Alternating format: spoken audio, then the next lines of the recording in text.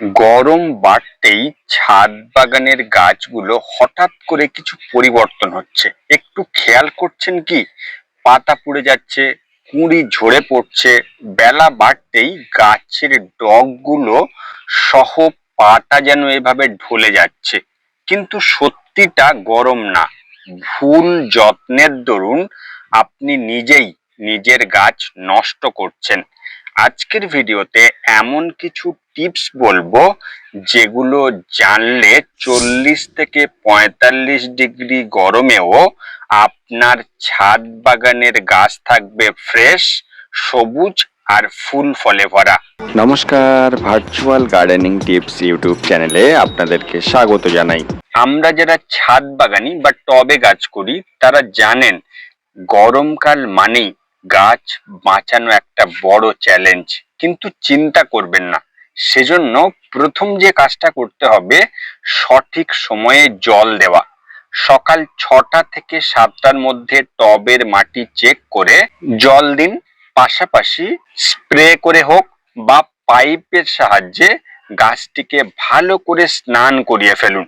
আর সকালে যদি গাছে জল দেওয়া সম্ভব না হয় তাহলে একটা বিষয় খেয়াল রাখতে হবে, বিকালের দিকে যদি জল দেন তাহলে সূর্য ডুবে যাওয়ার অন্তত 1 থেকে 1.5 ঘন্টা পর জল দেবেন। কারণ রোদের বেশি তাপের দরুন টবের মাটি গরম হয়ে যায়। সূর্যাস্তের পর মাটি ঠান্ডা হলে তারপর জল দিতে পারেন, না হলে গরম মাটিতে জল পড়লে শিকড় ড্যামেজ হওয়ার সম্ভাবনা থাকে।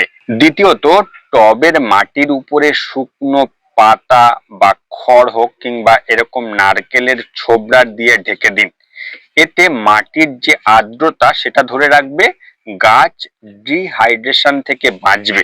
গরমের সময় সরাসরি মেঝেতে টব রাখবেন না, একটু উপরে ইট দিয়ে হোক বা ইটের সাহায্যে, যেমনটা দেখছেন যে কাঠ দিয়ে টবগুলোকে ছাদের মেঝে থেকে একটু উপরে রাখুন। তাহলে সরাসরি যে হিটটা সেটা কম হবে, গাছের যে শিকড় সেটা ড্যামেজ হওয়ার সম্ভাবনা কম হবে, মাটিও গরম হবে না। এছাড়াও সরাসরি রোদ থেকে গাছ বাঁচানোর জন্য 50% গ্রিন নেট, বা আপনি যদি গ্রিন নেট জোগাড় করতে না পারেন বাড়িতে যে সমস্ত কাপড় রয়েছে বাতিল, সেটা দিয়েও একটা শেড বানিয়ে দিতে পারেন। পাশাপাশি গাছের অবস্থান বদলান। ছাদের একদিকে যেসব গাছ রোদ সহ্য করতে পারে না সেগুলো ধরুন গ্রিন নেটের তলায় রাখলেন, আর একদিকে রোদ সহ্য করতে পারে এরকম গাছ রাখুন। যেমন ধরুন পর্তুলকা, অ্যালামুন্ডা, বেলি, জুঁই, লেবু, এই গাছগুলোকে একটা সাইডে রাখুন। তাহলে অতিরিক্ত রোদ পছন্দ করে না যে গাছগুলো, সেই গাছগুলোকে খুব সহজেই বাঁচানো যাবে। আর যে গাছগুলো রোদের প্রয়োজন সেগুলো রোদ পাবে, ফলস্বরূপ গাছে ক্ষতি হবে না। এবার আসি তৃতীয় পয়েন্টে, সবচেয়ে গুরুত্বপূর্ণ বিষয়। গরমে গাছে রাসায়নিক সারের পাশাপাশি সর্ষের খোল দেওয়া অ্যাভয়েড করুন। এ সময় যেহেতু রোদের তাপ বেশি থাকছে, কিন্তু গাছগুলোর বৃদ্ধি বিকাশের জন্য গাছে সার প্রয়োগ অত্যন্ত গুরুত্বপূর্ণ। এই গরমে গাছের বৃদ্ধির জন্য লিকুইড সার ব্যবহার করা সবচেয়ে উত্তম। এতে জলের চাহিদা যেরকম পূরণ হবে, পাশাপাশি এই জলের সঙ্গে যেহেতু আমরা সার মিশিয়ে দিচ্ছি, খাবারটা সহজপাচ্য হিসেবে গাছ গ্রহণ করতে সুবিধা হবে। যেমন ধরুন বাদাম খোলের জল দিতে পারেন, কিচেন ওয়েস্টেজের যে তরল সার সেটা দিন, বা ভার্মি লিকুইড করে দিতে পারেন। এতে গাছ দ্রুত বাড়বে।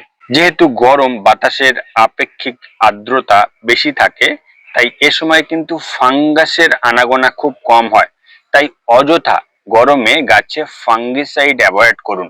সেই সঙ্গে যদি দেখেন যে গাছে পোকামাকড়ের উপদ্রব হয়েছে তবেই কীটনাশক প্রয়োগ করবেন।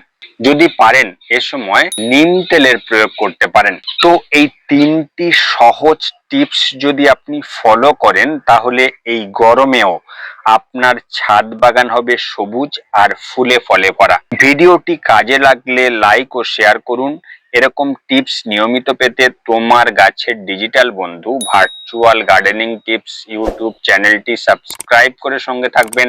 আজকের এ পর্যন্ত, দেখা হচ্ছে নেক্সট ভিডিওতে। নমস্কার।